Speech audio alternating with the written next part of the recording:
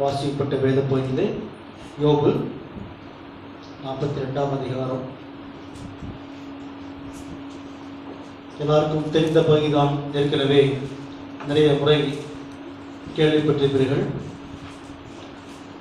இருந்தாலும் தேவன் இந்த நாளில் நம்மோடு பேசுவாராக.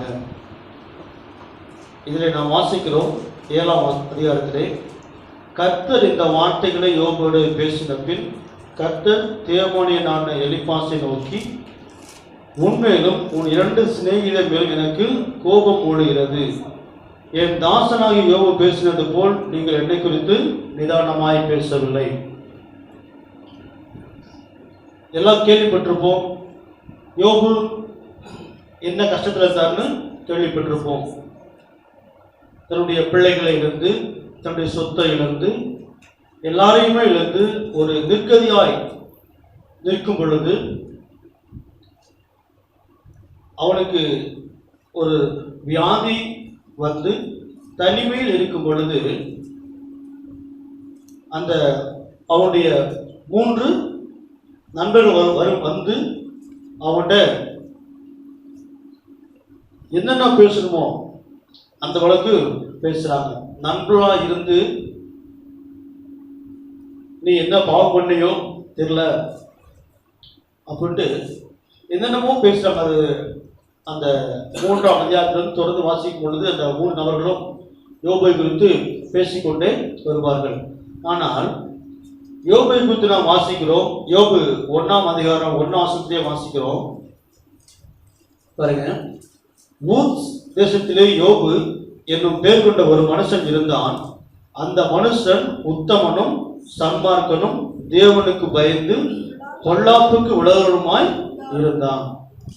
அப்படிப்பட்ட மனுஷனை என்ன பண்றாங்க, இந்த அளவுக்கு என்ன பண்றாங்க, அவங்க திட்டுறாங்க. ஆனாலுமே அந்த சொல்ல பாருங்க, ஆண்டவர் யோபு பண்ணா நிதானமா பேசினான். தன்னுடைய மனைவி என்ன சொல்றாங்க, தேவனை தூசித்து ஜீவனை வெளின்னு சொல்றாங்க. அப்ப என்ன சொல்றாரு, பைத்தியக்காரி பேசுறது போல் பேசுகிறாயே. உண்மையிலேயே எந்த அளவுக்கு அந்த நிலைமையில நாம் இருந்து பார்த்தோம்னா நாம அந்த அளவுக்கு பேசுமா என்று உண்மையிலேயே தெரியாது. ஆனால் அதே யோபு 19ஆம் அதிகாரம் 2:3 வாசிக்கிறோம். அவர் சொல்றாரு பாருங்க, நீங்கள் எந்த மட்டும் என் ஆத்துமாவை வருத்தப்படுத்துவீர்கள். பக்கத்துல இருந்து கூட இருந்தே குளிப்பைக்கான்னு சொல்லுவோம் இல்லையா, அது போலதான். எந்த மட்டும் என் ஆத்துமாவை வருத்தப்படுத்துவீங்க அப்படின்னு சொல்றான். ஆனா இதுக்கெல்லாம் என்ன பண்றேன்னா காரணம் யாருன்னா பிசாசு தான். நமக்கு நல்லாவே தெரியும். ஏன்னா அவன் பாருங்க, 1ஆம் அதிகாரம் யோபு 1ஆம் அதிகாரம் 7ஆம் வசனம் வாசிக்கும் பொழுது, கர்த்தர் சாத்தானை பார்த்து நீ எங்கே இருந்து வருகிறாய் என்றால், சாத்தான் கர்த்தருக்கு பிரயோஜனமாக பூமி எங்கும் உலாவி அதில் சுற்றி திரிந்து வருகிறேன் என்றான். அப்போ சாத்தான் என்ன பண்றான், பூமி எல்லாம் சுற்றி என்ன பண்றான், நம்மள யார விழுங்கலாமோ என்று வகை தேடி கொண்டிருக்கிறான். அப்போ நம்ம என்ன பண்ணணும், எந்த இடத்துலையுமே ஒரு காரியம் சின்ன ஒரு கேப் கிடைச்சாலும் உள்ள போது அவன் பார்க்கிறான். அதான் நம்ம வாசிக்கிறோம், நிதானமாய் பேச வேண்டும் என்று. எந்த இடத்துலுமே, யார் இடத்துலுமே, கர்த்தரிடத்திலுமே நிதானமா பேசணும். நாம பாட்டுக்கு ஒரு உணர்ச்சி வசப்பட்டு உணர்ச்சியை பெருக்கிறதுனால என்ன பண்றோம், கர்த்தரிடத்துல என்ன பண்ண நிதானம் இல்லாம பேசுகிறோம், மனிதத்திலுமே நிதானம் இல்லாம பேசுகிறோம். அப்புறமா என்ன பண்ணுறது, குட்டு வாங்கணும். யார்கிட்ட, கர்த்தரிடத்திலே குட்டு வாங்கணும், மனிதத்திலுமே திட்டு வாங்கணும் இல்லையா. அதனால எந்த இடத்துல நம்ம என்ன பண்ணணும், நிதானமாய் பேச வேண்டும். அந்த 3 நபர்களை குறித்து ஆண்டவர் சொல்ல பாருங்க, யோபு பேசுவது போல் நீங்கள் என்னை குறித்து நிதானமாய் பேசவில்லை. அப்போ நம்ம என்ன பண்ணோம், கர்த்தரிடத்துல என்ன பண்ணோம். ஏன்னா சாத்தான் வந்து கர்த்தருக்கும் அவருடைய மக்களுக்கும் எதிராக தொடர்ந்து செயல்பட்டு வருகிறான். எப்பொழுது, ஆதியிலிருந்து. ஆதியிலிருந்து சாத்தான் கர்த்தருக்கும் அவருடைய மக்களுக்கும் எதிராக தொடர்ந்து செயல்பட்டு வருகிறான். மக்களை எப்படியாவது கர்த்தருக்கு எதிராளியாக்க வேண்டும், கர்த்தருக்கு எதிராக செயல்பட வைக்க வேண்டும் என்று ஆதியிலிருந்து என்ன பண்றான், செயல்பட்டு கொண்டிருக்கிறான். விசுவாசிகளை அழிக்க வாஞ்சியாகவே சுற்றி திரிகிறான். அதனாலதான் பூமி எங்குமே சுற்றி திரிகிறான். விசுவாசிகளை எப்படியாவது அழிக்க வேண்டும், அவர்களை விழ வைக்க வேண்டும். அதுதான் பண்ண யோபுட்டியும் போய் அவனை எப்படியாவது விழ வைக்க வேண்டும் என்றுதான் போய் என்ன பண்றான். அதுல எல்லாரையுமே எப்படியாவது தேவனை தூஷித்திருவானா, ஆண்டுக்கு விலகிடுவானா என்றுதான் அந்த பிசாசு என்ன பண்றான், அத்தனை கொடுமைகளை அவர்களுக்கு யோபுக்கு செய்கிறான். ஆனாலும் பேதுரு என்ன பண்ணல, இடம் கொடுக்கவே இல்லை. ஏன்னா மக்களை ஏமாற்றுவது பிசாசுக்கு கைவந்த கலை, உண்மையா இல்லைங்களா? மனிதர்களை ஏமாற்றுவது பிசாசுக்கு கைவந்த கலை. அவங்களுக்கு எதுல வீக்னஸோ அடிக்கடி அதை என்ன பண்ணுவான், கொண்டு முன்னால வைப்பான், எப்படியாவது உன்னை வீழ்த்த வேண்டும் என்று. இதனால நம்ம என்ன பண்ணோம், நிதானித்து எல்லா காரியங்களும் என்ன பண்ண செயல்பட வேண்டும். ஆண்டவர் எப்பொழுதுமே நம்மை வழிநடத்த எப்பொழுதும் நம்ம கூடவே இருக்கிறார். ஏன்னா நம்முடைய தேவனாய கர்த்தர் நமக்கு தொல்லைகள் வந்தாலும் கர்த்தரை நேசிக்கிறவர்கள் உண்டு என்ற உண்மையை நிலைநிறுத்துவதற்கு கர்த்தர் யோபுவை தெரிந்து கொண்டார். யோபுவை தொல்லைகள் வந்தாலும் கர்த்தரை நேசிக்கிறவர்கள் உண்டு. நிறைய பேர் கேள்விப்பட்டிருப்போம், எனக்கு என்னதான் இந்த பிரச்சனை ஆனாலும் ஆண்டவர்ட்டு விலகவே இல்லை. அதற்கு முன்னோடியாக நம்முடைய தேவனாய் கர்த்தர் யோபுவை நமக்கு கொடுத்திருக்கிறார். அது மாத்திரமல்ல, யோபுவை நீதிமானாக தேவன் குறிப்பிட்டிருக்கிறார். நீதிமான் என்றால் கர்த்தருக்கு முன்பாக சரியான நிலையில் இருப்போம் என்று பொருள். கர்த்தருக்கு முன்பாக சரியா இருக்கணும், எந்த இடத்திலுமே வீழ்ந்து போகாதபடிக்கு கர்த்தருடைய வார்த்தைப்படி நடக்கிறவனா இருக்க வேண்டும் என்று இருக்க பொருள். ஆனால் யோபுவை கர்த்தரே நீதிமான் என்று சொல்லியிருக்கிறார். ஏன்னா அவன் என்ன பண்ணான்னா, மனைவியின் துர் ஆலோசனையையும் நண்பர்களின் குற்றச்சாட்டுகளையும் அதுல போட்டுக்கவே இல்லை. அவைகளை கேட்டு அதற்கான தக்க பதில தான் கொடுத்தான். தக்க பதில் எப்படி கொடுத்தான்னா, நிதானமாக தக்க பதிலை கொடுத்தான். அது மாத்திரமல்ல, அவன் என்ன பண்ணான், அந்த சூழ்நிலையிலும் தேவனை குறித்து அவதூறாக பேசாமல் இருக்கும்படி கவனமாய் இருந்தான். அந்த சூழ்நிலையிலும் தேவனை குறித்து அவதூறாக பேசாமல் கவனமாய் இருந்தான். அது மாத்திரமல்ல, தேவனுக்கு முன்பாக மிகவும் தாழ்ந்திருந்தார். தேவனுக்கு முன்பாக மிகவும் தாழ்ந்திருந்தார். தன்னை குற்றம் சாட்டிய தன் நண்பர்களுக்காக வேண்டிக் கொண்டார். அது மாத்திரமாக மிக சிறந்த நீதிமான்கள் ஒருவன் என்று தேவனால் சாட்சி பெற்றிருக்கிறார். ஏன் அப்படி பெற்றிருக்காருன்னா, தேவனை குறித்து நிதானமாக பேசினதுனால்தான். அந்த வேளையில ஆமா, நான் இத்தனை நாள் இயேசுவை ஆராதித்தேன், எல்லா ஆலயத்துக்கும் போனேன், எல்லாமே காணி கொடுத்தேன். ஆனா இந்த சூழ்நிலையில் என்ன பண்ணாரு, என் பிள்ளைகள் இல்லை, என் சொத்து இல்லை, எல்லாமே போயிடுச்சு அப்படின்னு தேவனை அவர் தூசிக்கவில்லை. நிதானமாக முடிவெடுத்து நிதானமாக தேவன் தான் அதான் சொல்றாரு, தேவனுக்கு நன்மையை பெற்று நாம் தீமையை பெற வேண்டாமோ. அப்போ தேவன் நம்மை எல்லா நேரங்களிலுமே ஒரு சின்ன பிரச்சனை வருதுன்னா, பாடு வருதுன்னா, அது தேவன் நமக்கு அனுமதித்துதான். எப்படின்னா, பாடுகள் வந்துச்சுன்னா, பாடுகள் என்ன பண்ணுது, நம்மை மென்மேலும் கிறிஸ்துவை போலாகும்படி செய்கிறது. பாடுகள் வந்து என்ன பண்றது, நம்ம என்ன பண்ணணும், கிறிஸ்துவுக்குள்ள வரதான் பார்க்கணும். அந்த பாடுகளை மேற்கொண்டு கிறிஸ்துவுக்குள் மேன்மேலும் உயர்தான் பார்க்க வேண்டும். ஒரு பாடு வரும் பொழுதே அந்த பாடை வந்து ஆண்டவருக்கு இப்படி வந்துட்டாரே, நான் இப்படி இருந்தேனே அப்படி என்ன பண்ண வலுவடைக்கு போனா என்ன பண்ண முடியும்? கண்டிப்பா கர்த்தரிடத்தில் நாம் வந்து சேர முடியாது. அது மாத்திரமல்ல, பாடுகள் வந்தால் தேவனுடைய அருமையான ஆறுதல், தேவனுடைய அருமையான ஆறுதலை அனுபவிக்கும் வாய்ப்பு நமக்கு என்ன பண்ணுறது கிடைக்கிறது. தேவனால் தேற்றப்பட்டதால் பிறரை ஆறுதல் படுத்துவதற்கு நாம் தகுதியுள்ளவராய் இருக்கிறோம். நாம் பாடுகள் பட்டு தேவனிடத்திலே அவரிடத்தில் தேர்தல் பெறும் பொழுது நம்ம என்ன பண்ணோம்? அடுத்தவர்களையும் நம்ம ஆறுதல்படுத்துவதற்கு நம்முடைய தேவநாயகத்தை நம்ம என்ன பண்ணாரு தகுதிப்படுத்துகிறார். அதனால நம்ம என்ன பண்ணோம்? கர்த்தருக்குள் எப்பொழுதுமே என்ன பண்ணோம்? எந்த இடத்துலையுமே எந்த சூழ்நிலையிலுமே நிதானமாய் பேசுவதால் இருப்போம். அதுதான் வாசிக்கிறோம் நீதிமொழிகள் 16:13. நீதிமொழிகள் 16:13. நீதியுள்ள உதடுகள் ராஜாக்களுக்கு பிரியம், நிதானமாய் பேசுகிறவனில் ராஜாக்கள் பிரியப்படுவார்கள். நிதானமாய் பேசியுள்ள ராஜாவே பிரியப்படுவார். அப்போ நமக்குள்ள நம்ம என்னன்னா எந்த இடத்துல என்ன பண்ணோம்? நிதானத்தை கடைபிடிக்க வேண்டும். தேவையில்லாம வார்த்தைகளை வீசக்கூடாது. அதாவது திருவள்ளுவர் சொல்லுவார், தீயினால் சுட்டப்பின் உள்ளாரும் மாறாதே, நாவினால் சுட்ட வடு. அப்போ அந்த வார்த்தை என்ன பண்ணுது?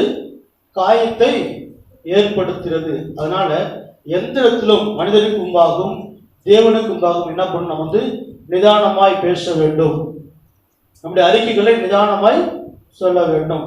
நம்ம மனப்பதில் எதுவுமே பேசக்கூடாது என்று நாம் வாசிக்கிறோம். என்னதான் இருந்தாலுமே ரோமர் 12:12 வாசிக்கிறோம், உபத்திரவத்தில் பொறுமையாக இருக்க வேண்டும் என்று வாசிக்கிறோம். அப்போ நம்முடைய வாழ்க்கையில உபத்திரவம் வந்தாலும், இது போன்ற யோபை போன்ற சூழ்நிலை வந்தாலும் புத்தகம் என்ன பண்ணும்? பொறுமையாக இருக்க வேண்டும். என்றால் நாம் பற்றி கொண்டிருப்பது கர்த்தரை, அண்ட சராசரியை படைத்தவரை நாம் பற்றி கொண்டிருக்கிறோம், ஆராதிக்கிறோம். அவரை மிஞ்சி நம்ம யாரும் எதுவுமே செய்ய முடியாது. ஓகேங்களா? அதனால என்ன பண்ணும்? அவருக்குள்ள என்ன பண்ணும்? எப்பொழுதுமே வாழ வேண்டும். அது மாத்திரமல்ல, அவன் யோபு என்ன பண்ணான்னா, அதுல கீழே வாசிக்கிறோம் 47 42 கீழே 10ஆம் வசனத்தில், யோபு தன் சிறையிருக்காக வேண்டுதல் செய்த போது கர்த்தர் அவன் சிறையிருப்பை மாற்றினார். நம்ம மாத்திரம் அந்த சூழ்நிலையில பாருங்க, அந்த சூழ்நிலையிலும் தன்னுடைய சிறையிருக்காக கர்த்தரிடத்திலே வேண்டுதல் செய்கிறான். வேண்டுதல் செய்யும் பொழுது என்ன பண்ணாரு? அவங்களையும் அந்த 3 நண்பர்களையும் தேவன் ஆசீர்வதிக்கிறார். யோபுவுமே கர்த்தர் ஆசீர்வதிக்கிறார். இது பின்னால வாசிக்கிறோம், எல்லாமே தம் இழந்த எல்லாவற்றுக்கும் மேலாக முன்னிலைமையை பார்க்கலும் அவன் பின்னிலைமையை கர்த்தர் ஆசீர்வதிக்கிறார். அதனால நம்ம வந்து கர்த்தர் நம்மளுடைய வாழ்க்கையிலே சில பாடுகள் வரும் பொழுது கர்த்தருக்கு ஸ்தோத்திரம் சொல்லிட்டு தான் போகணும். அந்த இடத்துல என்ன பண்ணக்கூடாது? நம்ம கர்த்தரை தூஷிக்கவோ கர்த்தரை விட்டு வல்லவெளிக்கு போகவோ கூடாது. அப்படி போனால் நம்முடைய வாழ்க்கை திரும்பவும் ஆசீர்வாதத்திலிருந்து என்ன பண்ணும்? கீழே இறங்கி போயிடும், படு பாதாளத்துக்கு கூட போக வாய்ப்பு உண்டு. அதனால எந்த நிலையிலும் நிதானமாய் பேசும் பொழுது தேவன் நம்மை ஆசீர்வதிப்பார். முன்னிலைமையை காட்டிலும் பாடுகள் வரும் பொழுது ஒரு தங்கத்தை எப்படி வந்து அதை பாடுக்கு அந்த உருக்கி எல்லாமே பண்ணி தீயில போட்டு கருக்கி அப்ப எனக்கு பொண்ணா விளக்குது. அப்போ பாடல் வரும் பொழுது தேவனுக்கு என்று நாம் அவருக்குள் நிலைத்திருக்கும் பொழுது நாம் பொண்ணாக விளங்க முடியும். தேவன் நம்மை ஆசீர்வதிப்பார். ஆமென்.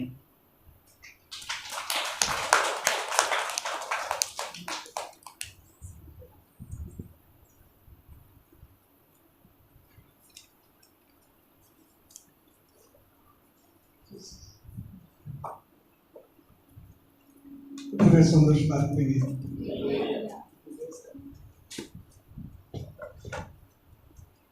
வாசிக்கப்பட்ட அந்த வேத பகுதியில் 7வது வசனத்தினுடைய கடைசி பகுதியையும் 8வது வசனத்தினுடைய கடைசி பகுதியையும் வாசிக்கலாம்.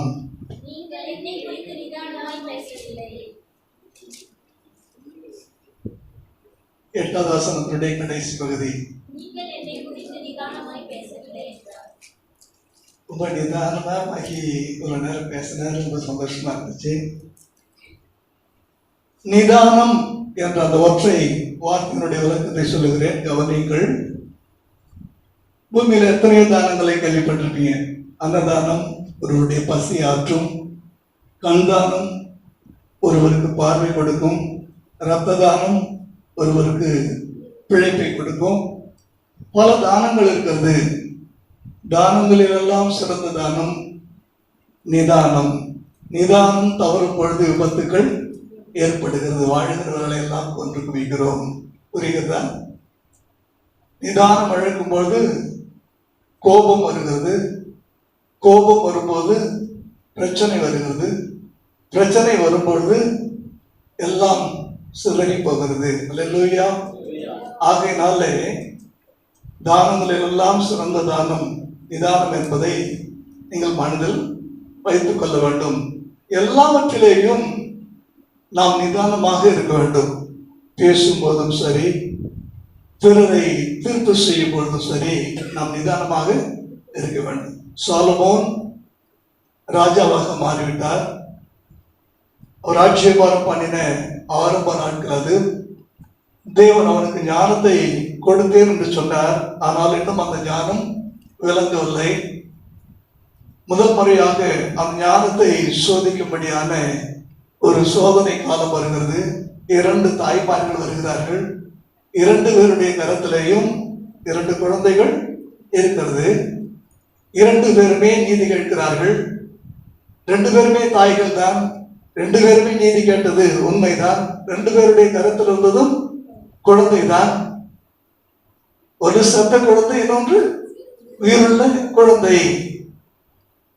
செத்த குழந்தை அவருடையது, உயிருள்ள குழந்தை என்னுடையது என்று 2 பேருமே என்ன செய்யறாங்க?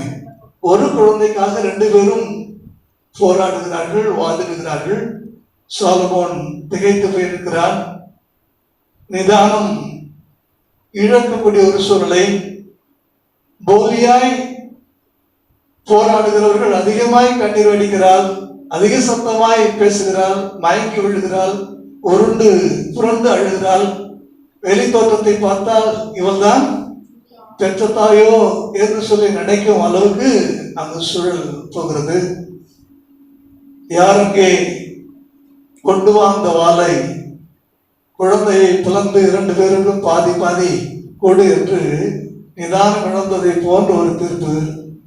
உயிருள்ள குழந்தையை பிளக்க போகிற பொழுது பெற்ற தாயால் சும்மா இருக்க முடியவில்லை. வேண்டாம், அந்த குழந்தையை அவளுக்கே கொடுத்து விடுங்கள். எப்படி ஆயிரம் குழந்தை உயிரோடு இருந்தால் போதும் என்று சொன்னபோது இப்பொழுது விடை கிடைத்து விட்டது. தாய் யார், பேய் யார் என்று. அல்லேலூயா. ஆக நிதானம் எவ்வளவு முக்கியமானது என்பதை பாருங்கள். ஜெபத்துல கூட நம்ம எதை கேட்கணும் எதை கேட்க கூடாதுன்னு சொல்லி நமக்கு தெரியணும். ஒரே காரியத்துல எல்லாவற்றையும் தேவன் தரும்படி நம்ம என்ன செய்ய முடியும்? கேட்க முடியும். எல்லாருமே என்ன செய்யறாங்க? ஜெபத்துல நான் நல்லா இருக்கணும், சகல செல்வாக்கும் ஆசீர்வாதங்களும் நாம் பெற்றிருக்கணும்னு சொல்லி ஆசீர்வாதங்களுக்காக அநேக நம்ம என்ன செய்யறோம்? ஜெபிக்கிறோம். ஆனால் நம் ஜெபத்துல எவ்வளவு கருத்தாய் நாம் ஜெபிக்க வேண்டும் என்று சொல்லி தேவன் நமக்கு கற்றுக் கொடுக்கிறார். பல சமயங்களிலே நம்மால் ஜெபிக்க முடியாது. யோபுவை போல போராட்டமான சூழ்நிலைகள் வரும்போது ஒருபோது நம்மால் என்ன செய்ய முடியாது? கண்டிப்பாக ஜெபிக்க முடியாது. ஜெபம் போய்விடும். பிரச்சனைகளுக்கு மத்தியில கலங்கி நிற்போம்.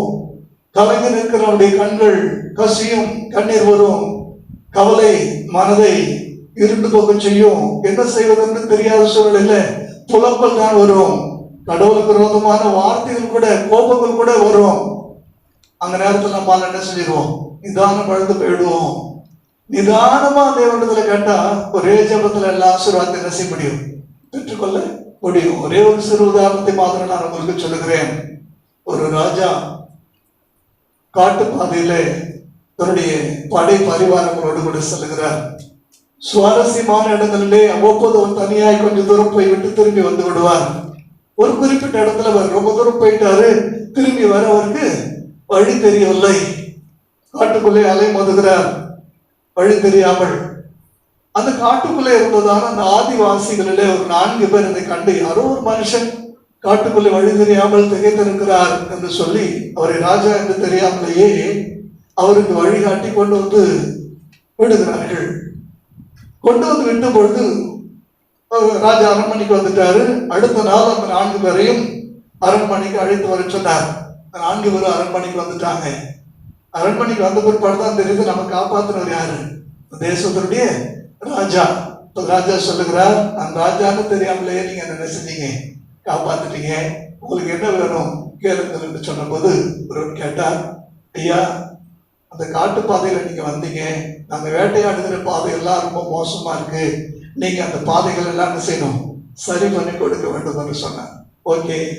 2வது ஒருவர், உனக்கு என்ன வேண்டும், எனக்கு வந்து பார்த்தீங்களா எங்க வீடுகள்லாம் ஒரே கூரை வீடா இருக்குது, ஒரு வீடு கட்டி கொடுக்க வேண்டும் என்று சொல்லி கேட்டான்.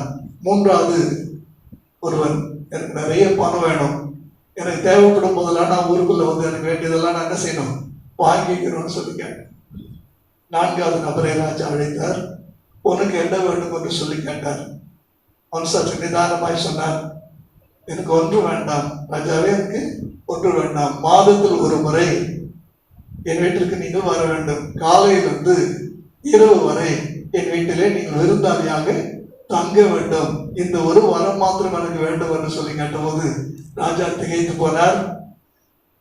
இப்பொழுது உத்தரவிடப்பட்டது, மாதத்தில் ஒரு நாள் ராஜா இவர் வீட்டில் தங்குவார் என்று. உடனே ராணி பார்த்தாங்க, அந்த பாதைகள் எல்லாம் என்ன செஞ்சுட்டாங்க, ராஜா போகிற ரதம் போகிறதான பாதை சரி செய்யப்பட்டது.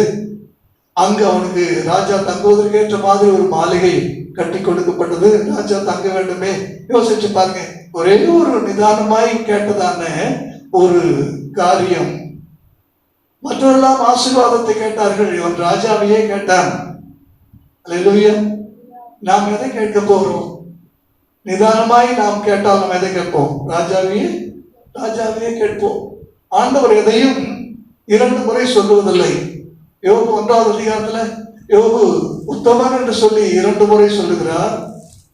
கடைசி அதிகாரத்துல யோபு நிதானமாய் பேசினான் என்று 2 முறை சொல்லுகிறார். எந்த ஒரு காரியமும் 2 முறை ஆண்டவர் சொல்லுவார், ஆனால் அதில் ஏதோ ஒரு சூட்சுமம், ஏதோ ஒரு ரகசியம், ஏதோ ஒரு மர்மம், ஏதோ ஒரு அறிய வேண்டிய அரிய பொருள் இருக்குது என்று சொல்லி நாம் கற்றுக்கொள்ள வேண்டியது அவசியம். யோபு நிதானமாய் பேசினான். எப்படி நிதானமாய் பேசினான்? யோபுவை போல அந்த தேசத்தில் ஒரு பெரிய ஜமீன் இல்லை. முதல் வசனத்திலேயே அவருடைய சொத்து விவரங்கள் கொடுக்கப்பட்டிருக்கிறது. இன்றைக்கு கூட வேட்பாளர்கள் எல்லாம் தங்களுடைய சொத்து விவரங்கள் என்ன செய்யறாங்க, தேர்தல் ஆணையத்துக்கு கொடுத்து கொண்டிருக்கிறார்கள். அதில் எவ்வளவு உண்மை என்று நமக்கு தெரியாது, ஆனால் உண்மை இல்லை என்பது மாத்திரம் நமக்கு உண்மையாய் தெரியும். ஆனால் இங்கே உண்மையாய் அவனுடைய விவரங்கள் சொல்லப்பட்டிருக்கிறது. சொல்லப்பட்ட விவரங்களை பார்க்கும்போது அந்த தேசத்துல அவனை போல பெரிய ஆள் இல்லை, ஏன்னா அந்த நாட்டு ராஜா அல்ல, வேலோக அதிபதி. வானமண்டல பொல்லாத ஆவிகள் பார்த்து பொறாமைப்படக்கூடிய அளவுக்கு அவருடைய ஆசீர்வாதங்கள் நாளுக்கு நாள் விருத்தி அடைந்து கொண்டே போகிறது. பிசாசு போய் அவனுடைய ஆசீர்வாதங்களுக்கு எதிராய் அவரை சோதிப்பதற்கு உத்தரவு வாங்கி கொண்டான். தேவன் ஜீவனை மட்டும் விட்டுவிடு என்று சொன்னார். இப்பொழுது பிசாசு சோதிக்க ஆரம்பிக்கிறான். ஒரு செய்தி வருகிறது, ஐயா நாங்கள் ஒட்டகங்களை மேய்த்துக் கொண்டு இருக்கும் பொழுது வந்தவர்கள் ஒட்டகங்களை ஓட்டி கொண்டு வேலைக்காரர்களை கொண்டு போட்டார்கள், நான் ஒருவன் மாத்திருந்தான். ஏன் உழுது கொண்டு இருக்கும் பொழுது வந்தார்கள், எல்லாவற்றையும் எடுத்துக்கொண்டு போனார்கள், வேலைக்காரர்களை கொண்டு விட்டார்கள், நான் ஒருவன் மாத்திரம்தான் செய்தி சொல்ல வந்தேன். கடைசியா ஒருவன் வருகிறான், ஐயா உங்களுடைய 3 குமாரத்திகளும் 7 குமாரர்களும் ராட்சசம் குடிக்கிற பொழுது எங்கே இருந்து வந்ததான ஒரு காற்று, வனாந்தரத்திலிருந்து வந்த ஒரு காற்று வீட்டில் மோதி வீடு இடிந்து பிள்ளைகள் மீது விழுந்து எல்லாரும் செத்து போனார்கள். செய்தி சொல்ல வந்திருக்கிறதுனா ஒருவன் மாத்திரம்தான். இதெல்லாம் வரும்பொழுது அசையாம அப்படியே என்ன செஞ்சிருக்கிறார், அப்படியே உட்கார்ந்து இருக்கிறார். ஐயோ அம்மான்னு சொல்லி என்ன செய்யவில்லை, புலம்பவே இல்லை. அப்படியே எழுந்து சொல்லுகிறார். 1வது அதிகாரம் 21வது வசனத்தை வாசிங்க. நிர்வாணியாய் என் தாயின் கர்ப்பத்திலிருந்து வந்தேன். நிர்வாணியாய் என் தாயின் கர்ப்பத்திலிருந்து வந்தேன். அந்த வார்த்தை கவனிங்க. அந்த ஒரு வார்த்தைக்குள்ள எவ்வளவு பெரிய நிதானம் இருக்கிறது. நான் எதையும் கொண்டு வரவில்லை, நான் எதையும் கொண்டு வரவில்லை, எதையும் கொண்டு வரவில்லை. இந்த ஒரு வார்த்தை நம்முடைய வாழ்க்கையை மிகப்பெரிய நிதானத்துக்குள்ள கொண்டு வரும். இதைத்தான் கீதா உபதேசமாக இந்துக்கள் சொல்லுகிறார்கள். நாம் எதையும் கொண்டு வரவில்லை.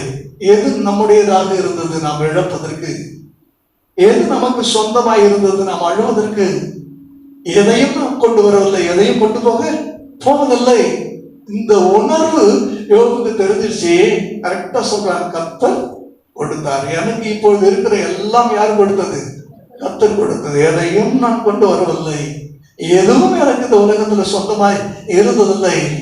தாயின் கருவிலிருந்து வரும்பொழுது ஒட்டு துணி இல்லாதபடிக்கு வெறுமையாய் வந்தேன், நிர்வாணமாய் வந்தேன், நிர்வாணியாய் வந்தேன். நிர்வாணமாய் வந்தேன் என்றால் உடலில் உடை கூட இல்லாமல் வந்தேன் என்று அர்த்தம்.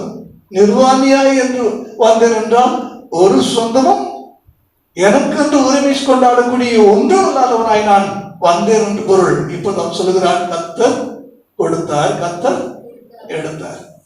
கொடுத்தவர் தானே எடுத்தார். கோபப்பட முடியுமா? கொடுத்தவர் தானே எடுத்தார், திருப்பி கேட்க முடியுமா? இதை யோபு சொல்லுகிறார். அவர் பறித்து கொண்டு போகிறார், அவரை மறித்து கேட்பவன் யார்? ஜீவனை பற்றி சொல்லுகிறார். அவருடைய ஜீவனை அவர் எடுத்துக்கொண்டு போகிறார். ஏன் எடுத்துக்கொண்டு போகிறார் என்று சொல்லி யார் கேட்க முடியும்? வாழ்வும் சாவும் அவர் கொடுக்கத்தான் வருகிறது. அவர் கொடுக்கிறார், அவர் எடுக்கிறார். திருடன் எடுத்தால் அவன் என்ன செய்யலாம்? பிடித்து கட்டி வைத்து அடிக்கலாம். கொடுத்தவர் எடுத்தால் யார் அவரை மறித்து கேட்க முடியும்? யோபு நிதானமா இருக்கிறார். அழுகை இல்லை, புலம்பல் இல்லை, ஒன்றுமே இல்லை. இவைகளெல்லாம் அடுத்த வசனத்தை வாசித்து பாருங்க, 22வது வசனத்தை. இவைகள் எல்லாவற்றிலும் யோபு பாவம் செய்ய இல்லை. 2வது அதிகாரம் 9வது வசனம் வாசிங்க. அப்பொழுது அவன் மனைவி அவனை பார்த்து, நீர் இன்னும் உம்முடைய உத்தமத்தில் உறுதியாய் நிற்கிறீரோ? தேவனை தூஷித்து ஜீவனை விடும் என்றார். தேவனை தூஷித்து ஜீவனை விடும் என்றால் அதற்கு அவன், நீ பைத்தியக்காரி பேசுகிறது போல் பேசுகிறாய். நீ பைத்தியக்காரி பேசுகிறது போல பேசுகிறாய். தேவன் கையிலே நன்மையை பெற்ற நாம், தேவன் கையிலே நன்மையை பெற்ற நாம் தீமையையும் பெற வேண்டாமோ என்றார். கொஞ்சம் கவனிங்க, எவ்வளவு ஒரு ஆழமான அந்த ஒரு ரகசியத்தை அவன் அறிஞ்சிருக்கிறான் பாருங்க. தேவன் கையில நன்மையை பெறும்போது சந்தோஷப்படுகிறோம், தீமையை பெறும்போது ஐயோ அம்மான்னு சொல்லி அழுகிறோம் சொல்றான். அவர் கொடுக்கும் பொழுது எல்லாத்தையும் நம்ம வாங்கிட்டோம்ல, சந்தோஷமா. அவர் இப்ப எடுத்த உடனே நம்ம என்ன செய்யறோம்? எடுத்த உடனே ஜீவனை தேவனை தூஷித்து ஜீவனை விடும் என்று சொல்லுகிறோமே, நமக்கு என்ன மனம்? இந்த நிதானத்தை தான் தேவன் பார்த்தார். என் தாசனாகிய யோபுவை போல நீங்கள் நிதானமாய் பேசவில்லை, என் தாசனாகிய யோபுவை போல நீங்கள் நிதானமாய் பேசவில்லை. மிக பிரியமான தேவனுடைய பிள்ளைகளே, நம்முடைய வாழ்க்கையில நிதானமா நம்ம என்ன செய்யணும்? நிதானமா பேசணும். எப்ப நிதானம் எழுப்புறது தெரியுமா? எதையாவது ஒன்று நமக்கு சொந்தம்னு சொல்லி நினைக்கும் போது நிதானத்தை இழக்கிறோம். ஒரு அழகிய மாளிகையை அந்த பட்டணத்துல ஒரு செல்வந்தன் கட்டி இருந்தார். அந்த மாளிகை கட்டப்பட்ட உடனே அந்த தேசத்தின் பணக்காரர்கள் எல்லாம் 4 மடங்கு விலை கொடுக்கிறோம், அந்த மாளிகை எங்களுக்கு கொடுத்து விடுங்கள் என்று சொல்லி போட்டி போட்டு கொண்டு வந்து இடத்துல கேட்டார்கள். தூங்குகிறவர்கள் அவர் இல்லையே சொல்லுவோமா? கண்ணை 2 நான் பார்த்துட்டே இருக்கிறேன், யாரும் எனக்கு முன்னாடி என்ன செய்யல. சரி, 4 மடங்கு விலை கொடுக்கிறேன், அந்த மாளிகையை கொடுத்து விடுங்கள் என்று சொல்லி கேட்டார்கள். ஆனால் அவன் கொடுக்கவில்லை. ஒரு குறிப்பிட்ட நாட்களிலே தன்னுடைய வணிக சம்பந்தமாக பிரயாணம் செய்து அவன் கொஞ்ச நாள் கழித்து ஊர் திரும்புகிறான். தூரத்திலே ஓங்கி உயர்ந்த மாளிகையாய் கட்டப்பட்டிருந்ததான் அந்த மாளிகை தீப்பற்றி எரிகிறதை பார்க்கிறார். அது தீப்பற்றி எரிகிறத பார்த்து அவனால தாங்க முடியல, வேகமாக ஓடி வரான். ஐயோ, என் மாளிகை தீக்கிரையாகி கொண்டிருக்கிறது என்று சொல்லி வந்து பார்க்கும்போது ஆயிரக்கணக்கான மக்கள் சுற்றி நின்று வேடிக்கை பார்த்து கொண்டிருக்கிறார்கள். ஒருவரும் அழவில்லை, எல்லாரும் வேடிக்கை பார்க்கிறார்கள். அவன் மட்டும்தான் விழுந்து புரண்டு அழுகிறான். காரணம் என்ன தெரியுமா? அது தன்னுடையது என்று சொல்லி நினைத்ததுனாலே அங்கு அந்த வலியும் வேதனையும் அவனை விழ வைத்து புரள வைத்து அழ வைத்து அவனை ஒரு விதமாக மாற்றி இருந்தது. திடீரென்று அவனுடைய மூத்த மகன் வந்து சொல்லுகிறான், அப்பா அழ வேண்டாம், நேற்றைக்கு அந்த கட்டடத்தை நான் இன்னொருவருக்கு விற்று விட்டேன். இந்த செய்தியை கேட்ட உடனே கம்பீரமாக எழுந்தவர் கண்ணீரை துடைத்துக் கொண்டு 1000தோடு 1001 நின்று அது எழுகறிவதை வேடிக்கை பார்த்து கொண்டிருந்தார். காட்சி ஒன்றுதான், மனம் மட்டும் மாற்றம். இரண்டாவது பையன் வருகிறான், அப்பா அண்ணன் நேற்று அட்வான்ஸ் மட்டும்தான் வாங்கி இருக்கிறான், இன்னும் மிச்ச பணத்தை வாங்கலன்னு சொன்ன உடனே திரும்பவும் இதயம் கனத்தது, விழுகிறான், அழுகிறான், புரள்கிறான். எப்படி இருக்கும்?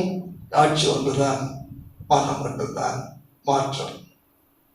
மூன்றாவது இளையவன் வருகிறான், அப்பா இப்பதான் அந்த வாங்கி உரிமையாளர் வந்து நான் வாங்கும் பொழுது இப்படி நடக்கும் என்று உனக்கும் தெரியாது எனக்கும் தெரியாது, பரவாயில்லை, நான் இடத்துல பேசி அந்த பணத்தை பெற்றுக்கொள்ள சொல்லி பணத்தை வீட்டிலே கொண்டு வந்து மூத்தானரிடம் கொடுத்து விட்டு சென்றார் என்று மூன்றாவது செய்தி வருகிறார்.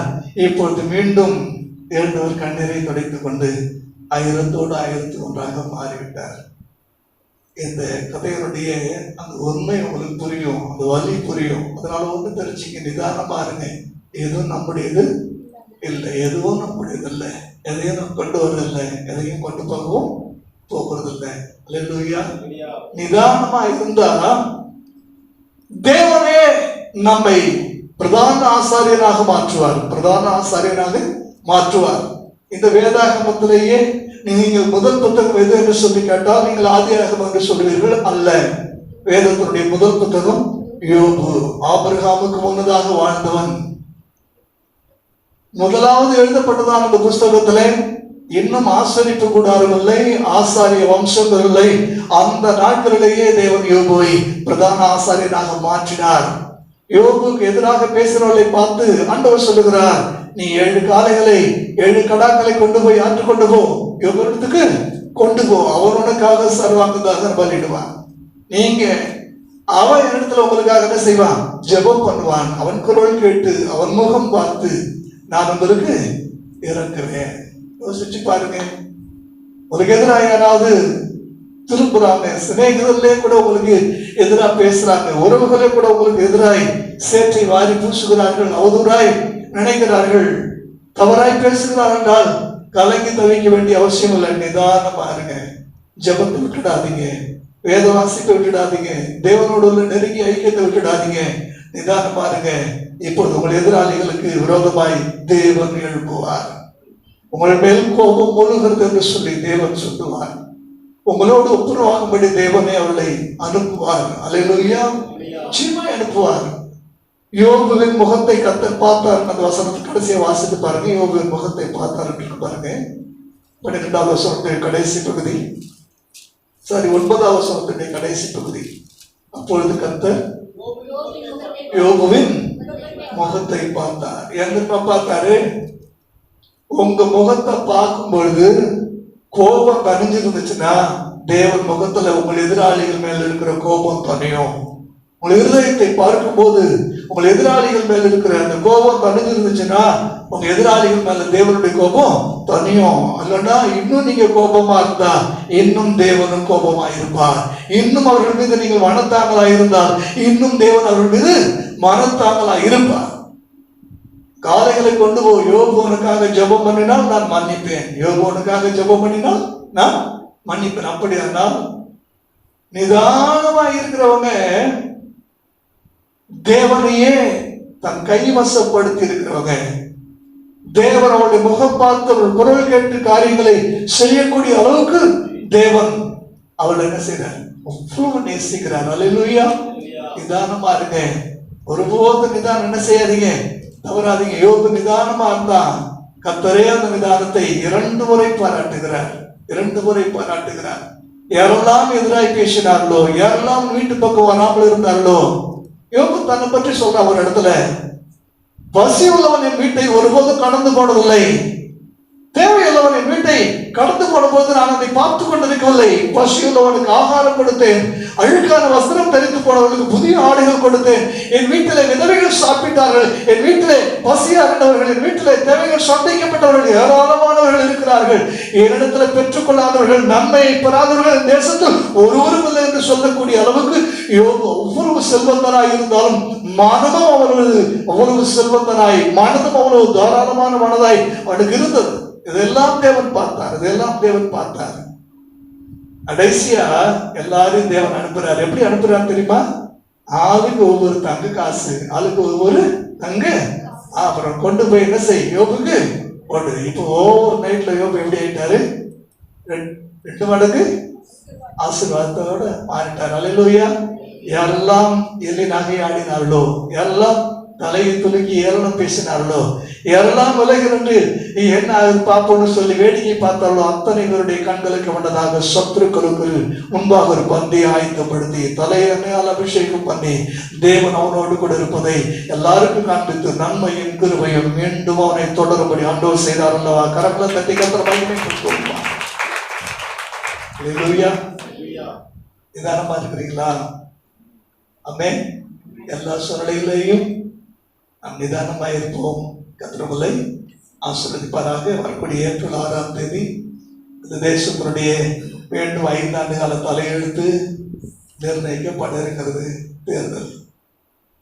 தேர்தலில் வாக்குரிமை உள்ளவர்கள் தேவனத்தில் ஜெபம் பண்ணி யாருக்கு அதை செலுத்த வேண்டும் என்று சொல்லி தேவன் உங்களுக்கு காண்பிக்கிறாரோ அதை நீங்கள் செய்யுங்கள். ஒரு வயது முதிர்ந்தவர் ஓட்டு போட்டுவிட்டு வெளியே வந்தார். பூத் ஏஜென்டிடம், ஐயா என் மனைவி ஓட்டு போட்டுவிட்டு போய்விட்டாளா என்று சொல்லி கேட்டார். அவரும் அந்த பேரலை எடுத்து சரி பார்த்து விட்டு, ஆம் மனைவி ஓட்டு போட்டுவிட்டு போய்விட்டார்கள். கொஞ்ச நேரத்துக்கு முன்னாடி வந்திருந்தா நாவல் என்ன செஞ்சிருக்கலாம், பார்த்துருக்கலாம். அந்த பூத் ஏஜென்ட் கேட்டார், என்னையா நீங்களும் உங்கள் மனைவியும் தெரிஞ்சிருக்கிறீங்களா கேட்டார். பெரியவர் சொன்னார், அவர் செத்து 15 வருஷம் ஆயிடுச்சு. அவர் செத்து 15 வருஷம் ஆயிடுச்சு. ஆனா ஓட்டு போட மட்டும் சரியா வந்துடுற, ஓட்டு போட மட்டும் சரியா வந்துடுற. படித்தது பிடித்தது, மனம் வலிக்கிறது. யோசிச்சு பாருங்க. அப்படின்னா நம்ம நாட்டுல சாவு வாழ்ந்து கொண்டிருக்கிறது, வாழ்வு செத்து கொண்டிருக்கிறது. சாவு வாழ்ந்து கொண்டிருக்கிறது, வாழ்வு செத்து கொண்டிருக்கிறது. எத்தனையோ குடும்ப அட்டைகளிலே இன்னும் செத்தவர்கள் அரிசி வாங்கி சாப்பிடுவது இல்லையா? பேர் நீக்கம் செய்யாமலேயே எத்தனையோ ரேஷன் கார்டுல செத்தவர்களுக்காக குடும்பங்கள் அரிசி சர்க்கரை என்னையெல்லாம் வாங்குவதில்லையே? யோசிச்சு பாருங்க. நம்முடைய தேசத்தில் உண்மை உயிரற்று போய்விட்டது, நேர்மை உயிரற்ற சடலமாகிவிட்டது. அநீதி அக்கிரமம் வேரோடு எழுந்து தலைவிரித்து ஆட்சி விடத்தில் அமர்ந்து நம்ம எல்லாம் ஆண்டு கொண்டிருக்கிறது. இந்த தேசத்தினுடைய தலையெழுத்து மீண்டும் உம்மால் நிர்ணயிக்கப்பட வேண்டும். தேவனே உங்கள் சிங்காசனத்தில் நீர் அமர வேண்டும், நீர் அமர வேண்டும். எப்படி நாம் ஜெபிக்க வேண்டும்? ஒரு குறிப்பிட்ட காலம் ஏசாயா அவனுடைய நாட்களிலே உசியா என்பதான ஒரு வல்லமையான ராஜா தேசத்தை கம்பீரமாக ஆண்டு கொண்டிருக்கிறார். ஒரு நாள் இந்த ராஜா மரித்து போகிறார். ராஜா மரித்து போன பிற்பாடு மீண்டும் ராஜ்யம் சிறப்படுவதற்கு முன்னதாக எதிரிகள் இந்த தேசத்தை வீழ்த்த வேண்டும் என்று சொல்லி பாபிலோன், அசிரியா போன்ற நாடுகள் எல்லாம் விரோதமாக எழுந்திருக்கிற அந்த காலகட்டத்திலே ஏசாயா ஜெபிக்கிறார். கர்த்தர் ஒரு தரிசனத்தை கொடுக்கிறார். ஏசாயா தரிசனத்துல பார்க்கிறார், உயரமும் உன்னதமான சிங்காசனத்திலே தேவன் வச்சிருக்கிறார். கரங்களை தட்டி அன்னொரு மகிமை கொடுத்துவோமா? அப்போது ஏசாயாவுக்கு சொல்லப்பட்ட சத்தியம் என்னவென்றால், உசியாவுடைய சிங்காசனம் காலியானாலும் சரி, இந்த தேசத்தை ஆளுகை செய்கிற அதரசனமான ஆண்டோடைய சிங்காசனம் நிரப்பப்பட்டிருக்கிறது. தேவன் உயரம் உன்னதமான சிங்காசனத்துல வீற்றிருக்கிறார். இந்த தேசத்துல ராஜாக்களை தள்ளி ராஜாக்களை ஏற்படுத்தி ராஜ்யங்களையும் ஆளுகையும் நம்முடைய கரத்துல கொடுக்கிறவர் நம்முடைய ஆண்டவர். அல்லேலூயா. மீண்டும் ஒரு ஆட்சி வரும். தேசத்துல சபைகள் கட்டப்படும். தேசத்திலே தேவ ஜனங்கள் கம்பீரமாய் எழுப்பி பெருப்பிரசங்கங்கள் செய்வார்கள். இரவு ஜெபங்கள் நடக்கும். வீதிகளிலே கைப்பிரதிகள் கொடுப்பார்கள். சுவிசேஷம் பகிரங்கமாய் அறிவிக்கப்படும். தேவனுக்காக எழுப்பி இருக்கக்கூடிய ஊழியர்கள் இந்த தேசத்துல கனம் பண்ணப்படுவார்கள். அப்படி ஒரு ஆட்சியை தேவன் நமக்கு தர வேண்டும் என்று சொல்லி ஜெபம் பண்ணுவோம். எல்லாரும் எழுப்புவோமா? ஒரு நிமிஷம் எழுப்பி, தேவனே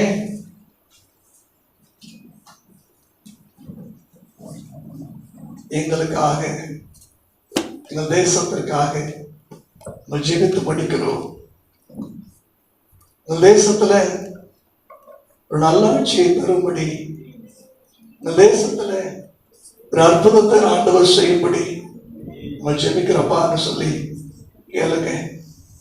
எல்லா ஜனங்களுக்கும் ஒரு புத்தி ஆண்டவர் தரணும். தெரிந்த புத்தியை தரணும். பணத்துக்காக நம்முடைய வாக்குரிமையை விட்டு விடாதபடிக்கு எலெக்ஷன்ல நிற்கக்கூடியவர்கள் யார் என்று நிதானமாய் அறிந்து கொள்ளக்கூடிய மனங்களை கர்த்தர்களுக்கு தரணும். கட்சிகள் எல்லாம் இன்றைக்கு வாக்குறுதிகள் கொடுக்குது. கேட்கவே கஷ்டமா இருக்கு. ஒரு சொல்லுகிறார், ஒவ்வொரு குடும்ப பொண்ணுக்கும் மாதம் 1000 ரூபாய். இன்னொரு கட்சி தலைவர் சொல்லுகிறார், மாதம் 1500 ரூபாய். ஆனால் 5,70,000 கோடிகள் கடன் தமிழகத்திற்கு மாத்திரம். புள்ளி விவரத்தோடு சொல்லுகிறேன், 5,70,000 கோடிகள் கடன் உள்ள இந்த தேசம், இந்த தேசத்தினுடைய குடும்ப பெண்களுக்கு மாதம் எப்படி 1,500 ரூபாய் கொடுக்க முடியும்? இது வாக்குறுதியா? நம்பக்கூடிய வாக்குறுதியா? இந்த தேசத்தினுடைய காரியங்கள் எல்லாம் பொய்யும் புரட்டும் வஞ்சகமும் நயவஞ்சகமும் தீமைகள் தலைவிரித்து ஆடிக்கொண்டிருக்கிறது. பிரியமான தேவனுடைய பிள்ளைகளே, தேவனுடைய வார்த்தைகளை மாத்திரம் நம்புங்க. தேவனுடைய வார்த்தைகளை மாத்திரம் நம்புங்க. என்ன சோதனை வந்தாலும் பயப்படாதீங்க. என்ன சோதனை வந்தாலும் கவலைப்படாதீங்க. யோபுக்கு வெளியில சோதனை, உள்ளேயும் சோதனை, சரீரத்திலையும் சோதனை. எங்க பார்த்தாலும் கொப்புரங்கள். ஒவ்வொரு நாளும் ஒவ்வொரு கொப்புரங்கள் வெடித்து அப்படியே உள்ளே இருந்து ஜலம் ஊற்றுகிறது. சொரிந்து நகமெல்லாம் தேய்ந்து விட்டபடினால ஒரு ஓட்டை எடுத்துக்கொண்டு அந்த ஓட்டினாலே சொரிந்து கொள்கிறார். சொல்லும் பொழுது அந்த மாம்சம் எல்லாம் தூளாக கொட்டி என் எலும்புகள் தெரிகிறது என்று சொல்லுகிற அளவுக்கு சரீரத்துல சித்திரவதை, சரீரத்துல வேதனை, எத்தனை போராட்டம், எத்தனை பாடுகள், எவ்வளவு கண்விழிப்பு, எத்தனை பசி, எவ்வளவு தாகம். வீதியிலே கிடக்கிறார். மனைவி கூட வெறுத்தவனை வீதியிலே தள்ளிவிட்டால் அவன் முழு மனதனுடைய வேதனை தேவனுக்கு மாத்திரம் தெரியும். தேவனுக்கு மாத்திரம் தெரியும். அதனாலதான் தேவன் அவனை பார்த்து, யோபு நிதானமாயிருந்தான், யோபு நிதானமாயிருந்தான், யோபு தன் வாயினால் பாவம் செய்யவில்லை என்று சொல்லி தேவனே சாட்சி கொடுக்கிறார். தேவனே சாட்சி கொடுக்கிறார். இழப்பினுடைய வலி வெளியில இருக்கிற சொத்துக்கள் மட்டும் இல்ல, மனதில் இருக்கிற சமாதானத்தை மட்டும் இல்ல, சரீரத்தில் இருக்கிற சுகம் சுத்தமா போயிடுச்சு, சுத்தமா போயிடுச்சு. அவ்வளவு தூரம். Thank you Jesus, thank you Lord. நல்லவரே மெத்தடிக்கிறோம், நல்லவரே மெத்தடிக்கிறோம். Thank you Jesus. இந்த கரங்களை ஆண்டவருக்கு நாங்கள் கூப்பி, தேவனே ஒன்றும் யோபு போல எங்களுக்கு ஒன்றும் பெருசா அவசரப்பா, இப்படி வந்தாலும் நாங்கள் நிதானமா இருக்கேன். அதற்கு நீங்க கற்றுக் கொடுத்ததுக்காக உங்களுக்கு ஸ்தோத்திரம் ஐயா. அந்த தம்பி மகியின் மூலம் நீங்க பேசுனதுக்காக உங்களுக்கு ஸ்தோத்திரப்பா. நல்லவர் ஆண்டவரே, நல்லவரப்பா, நல்லவரப்பா. ஏற்ற சமயத்துல பேசப்பட்ட வார்த்தைகள் வெள்ளி தட்டிலே வைக்கப்பட்ட பொற்பழங்களுக்கு சமானம். எஸ், நீங்க பேசின எல்லா வார்த்தைகளுக்காக நமது அடியார் நன்றி சொல்லுகிறப்பா. நன்றி ராஜா. அப்படி பிள்ளைகளோடு இடைப்படுங்கப்பா. Thank you Jesus, thank you. வெள்ளியை புடமிடும் போல என்னை புடமிட்டி, வெள்ளியை புடமிடும் போல என்னை புடமிட்டி, அதனால் நான் சுத்தமானேனே. பொன்னாக விளங்க செய்தீரே, அதனால் நான் சுத்தமானேனே. பொன்னாக விளங்க செய்தீரே, உம்மை பாடாத நாட்களும் இல்லையே, உம்மை தேடாத நாட்களும் இல்லையே, உம்மை பாடாத நாட்களும் இல்லையே, உம்மை தேடாத நாட்களும் இல்லையே. உமக்காக அல்லாமல் யாருக்காக வாடுவேன், உமக்காக அல்லாமல் யாருக்காக வாடுவேன். உங்கள் பிள்ளையே,